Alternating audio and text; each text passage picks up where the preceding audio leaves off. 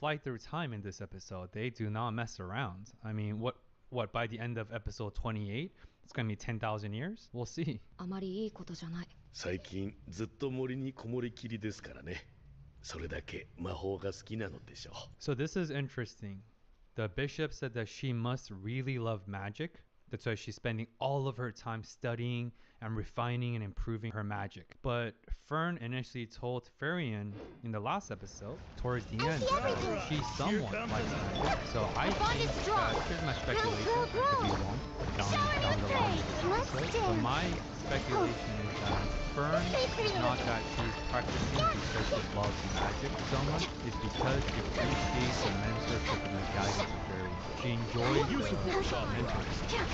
And a lot of people, like I said earlier, I think that Fern comes from lifelong learning of trauma and a lot of ever childhood experiences. I don't know the details yet because we're only in the beginning of episode 2.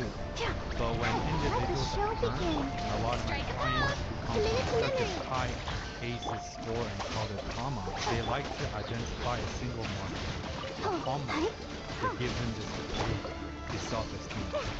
Yes, I come from a broken family. Yes, I was hurt. Yes, I went through X, Y, and Z trauma. But at least I have approval for my magic. At least I have approval for my work ethic.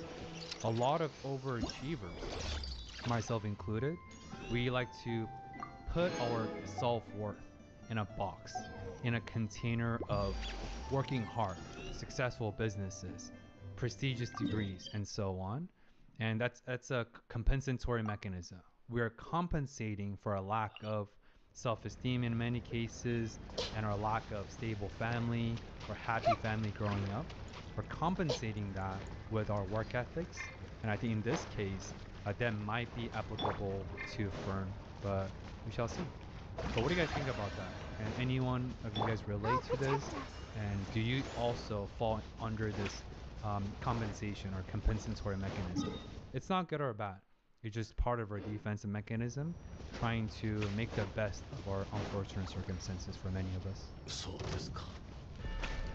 この魔導書だけど多分。Uh-oh. Go, Barbara, go! He said last episode she said it takes about 5 to 6 years to decipher, and it's been 4 years. But looks maybe Heitzer or the bishop may not live to see the day. Or maybe that was just a cover-up. That was a fake request because Heitzer and the bishop knew he would not live for another 5 or 6 years. But the true intention, the true request was for Farian to take Fern under her wing as an apprentice mage, and almost like you're giving away your offspring or your family members that's left behind to an entrusted friend, in this case Farian. So we'll see if that was his intention or not. そんな顔をしないでください。 It's not 今ま looking でま good. ともに動けていた方が奇跡だったのです。魔導書の解読急ぐよ。 Use of force authorized. Let's jam! Grow, grow, grow! Yes! That Resistance is futile. Save yourself. putting all of the back you can only get top of me instead of was tight. That's why she's saying that, but I still Let's change tactics. her identity. That is the identity of the mission, and that is the self. 今はいずれではダメなのです。いずれでは。Alright. ハイター様が死んでしまう。Fern wants to make Heitzer proud before he passes away. So it's not just approval for her and it's not just self-worth, it sounds like. It's that, and she wants to make him proud because she might be coming from a broken family, and maybe Heitzer and the bishop was the first person to take her in. That's why this means the life. This means everything to her. Very touching. 私はあの方に命を授かりました。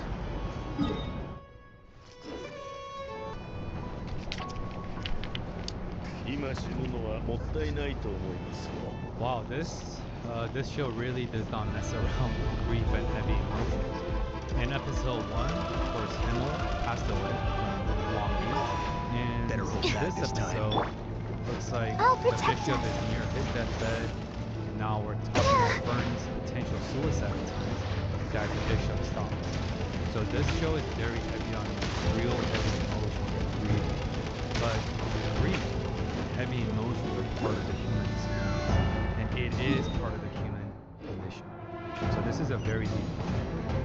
私とは違ってひたすらにまっすぐで Go, Barbara, go! 私ではなく彼が生き残っていれば多くのものを救えたはずです私がこのまま死んだ勇気や意志や友情がなくなってしまうのではないか So in the last episode 1 review, I talked about the function of regrets. Let's Here, dance! the bishop is saying that because I'm not like Himmel, I won't be able to be as helpful or compassionate and save as many people because of their personality differences.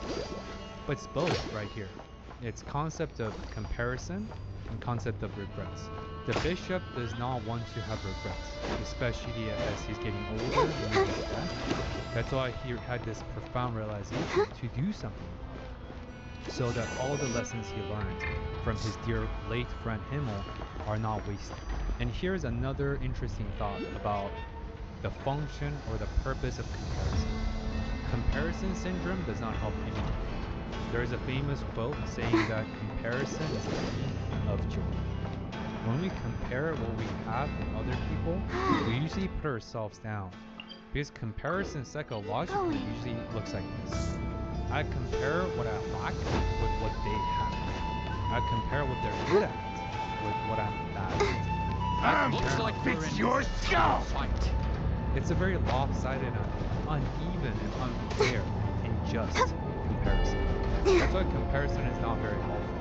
It only makes us feel bad and regrets. But some of us, and there is a healthy way of using comparison.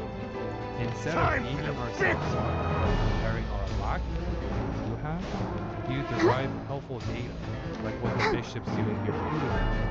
He's comparing himself with him. But instead of making himself feel bad, he's actually doing something. He's like, I'm not like him, but I can do something in my own meaningful way so that our friendship is uplifted. That is the healthy purpose of comparison. Comparison is a universal thing for humans. I will never tell my clients that, hey, don't compare. It's like telling people, hey, are you nervous? Don't be nervous. When does that ever work? Trick question, it never works. So comparison is part of our human nature, but what we can do is just compare our weaknesses and recognize that, oh, this is a skill set. I can develop this. I could get better at this. So instead of beating ourselves up, let's use regrets and comparison to empower us and to inform our next decision. So it's better, it's more authentic. And that's what Bishop here is demonstrating beautifully. あなたの中にも大切な思い出があるとすれば死ぬのはもったいないと思いますあの方は正しい Wow, ことを she してい really ます good. 救ったことを後悔してほしくない一人で生きている術を身につけることが私の恩返しなのです Oh, I see. Discussing goosebumps. So, when Furion initially asked Fern the power of why from last episode that I reviewed, she was asking, do you like magic? And I believe Fern said, I somewhat like magic, and Furion was able to smile because that was a good answer.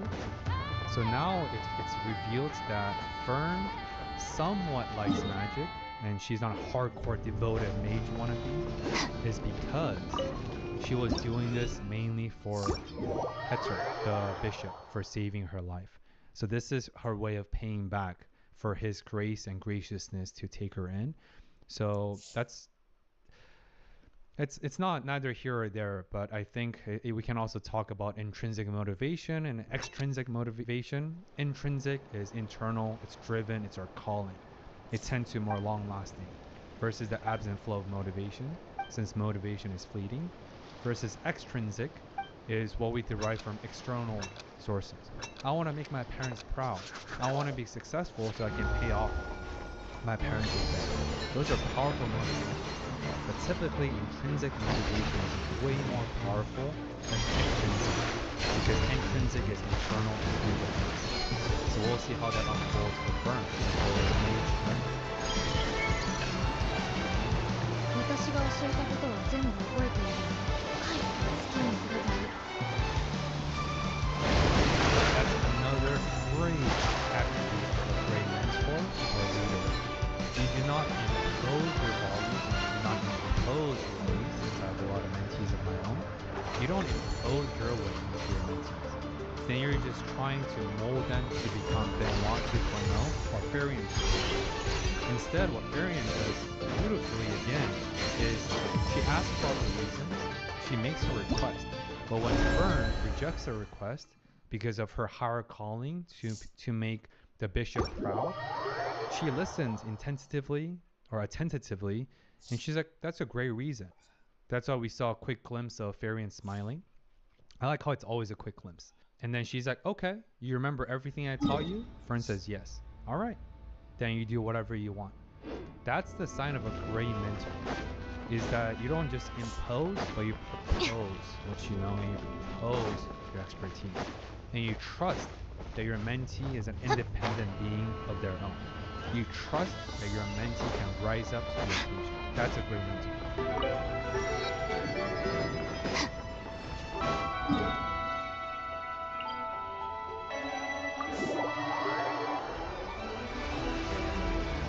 Whoa!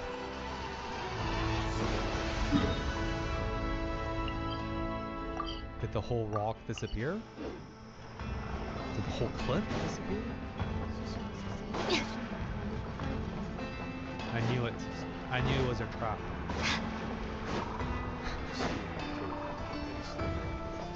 I knew the request inside for this spell was a trap. I knew the true intention, the underlying intention is for Farian to take Fern underneath her wing. And he succeeded. That was a great chess move. Great chess move. 一人前といっても遜色のない。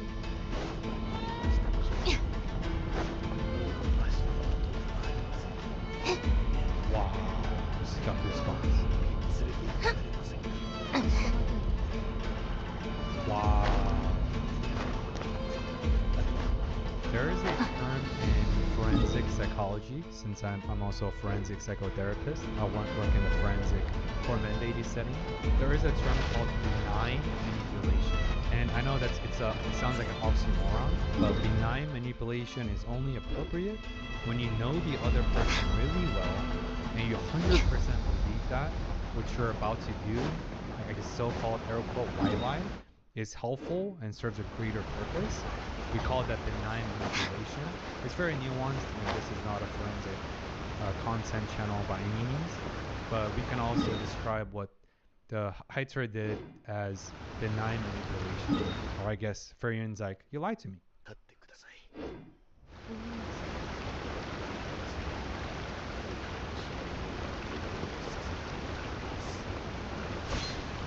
Another chess move right here, where Let the the show bishop begin. is bestowing his final dying wish, the most paramount of significance, onto Farian. So he knows that she can't say no, and she definitely won't say no, because the only excuse that she had about apprentice mage dying a lot is no longer. So this is the ultimate chess move. Of course, again, in a very benign way, because objectively, having Fern under Farian's wing, it's not going to impact Farian. She's a very powerful elf mage. So I do think that this is a twofold intention. Is the bishop is trying to ensure, point one, that Fern has someone that's guiding her, taking care of her. But point two, as a longtime hero friend to Farian, I think the bishop is trying to make sure that Farian is also not so lonely, and she has a human companion, not just any companion, but a mentee mage where she could teach and have positive discourse and conversation with her. Very powerful and very, very beautiful, and this is part of the human condition, empathy and longing. 早く死ぬまでにやるべきことは、あの子にしっかりと別れを告げて、の思い出を作ってやることだ。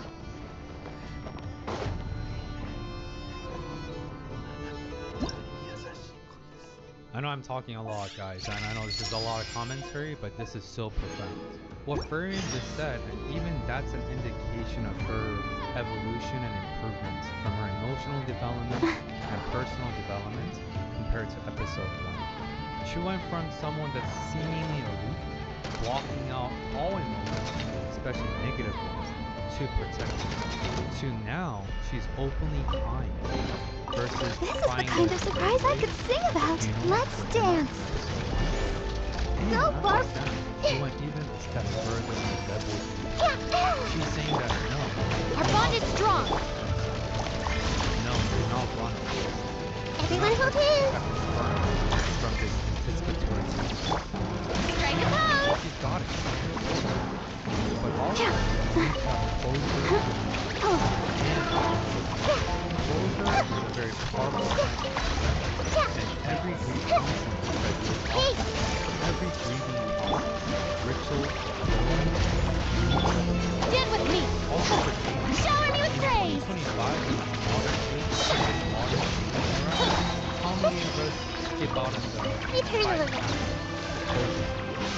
Oh, we broke up, we had a fight. I don't want to deal with the anxiety or the nervousness of breaking up with you and having a human-to-human conversation in person. So what do? We block them on social media, we block them and mute them on Instagram, we block their numbers. So even if they want to reach out, they cannot. Because they cannot find you and they've been blocked on every front. On the surface, it seems like, oh, I avoided and I skipped out on the fraught nature of confrontation and breaking up in person. Whew, I got away, that's a win. But it's not. You skipped out on the healing process. You skipped out on the grieving process. You skipped out on the processing. To say goodbye and to break up, which is the integrity and the dignity that every human deserves. Especially if you've been dating for a long time. Or not even a long time. You've shared once a lifetime memories together. You share this common human experience that we call life. We need to give other people and vice versa the dignity of breaking up in person so that they could have closure, but also more importantly, we could have closure to close a loop on this relationship, for better or worse. And that's what Fairy is talking about here.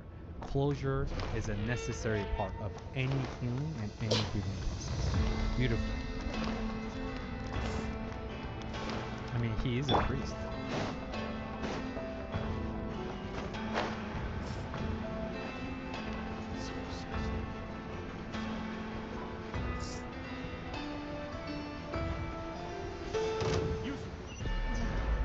Wow. Dissipate. Interesting. Everyone hold hands. Go. Strike a pose. How did the show begin? She still has Our bond is strong. her inside. He's saying that, oh no, he just tricked me. He knows deep inside that this was a great thing and a great win for everyone. So it's still interesting that throughout our healing and our developing and evolution of growth, we still see this self-sabotage or these unhealthy things coming up. And that's not a bad thing. It's just part of the process. じゃあ行こうか。 That's a big pumpkin. 26 years. This show does not mess around with time. Wow.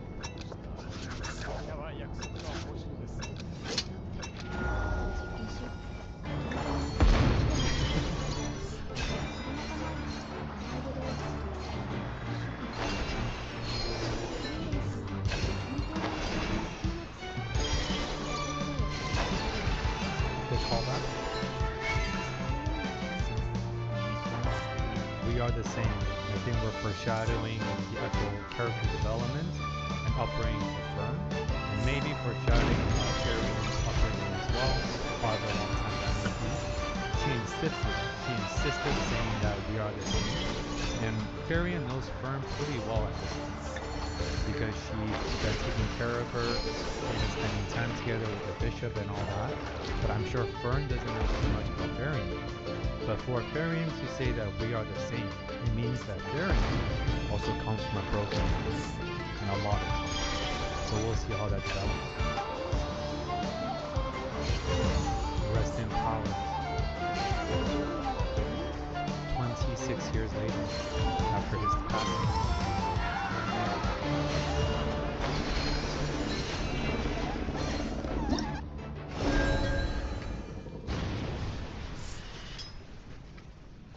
What a cool guy. 魔物に襲われた時必死に戦ってくれたのに。村人が像を建てるって言った時に断っていればよかったんだ。イケメンすぎない？18時間お兄さんをちぎれさせるし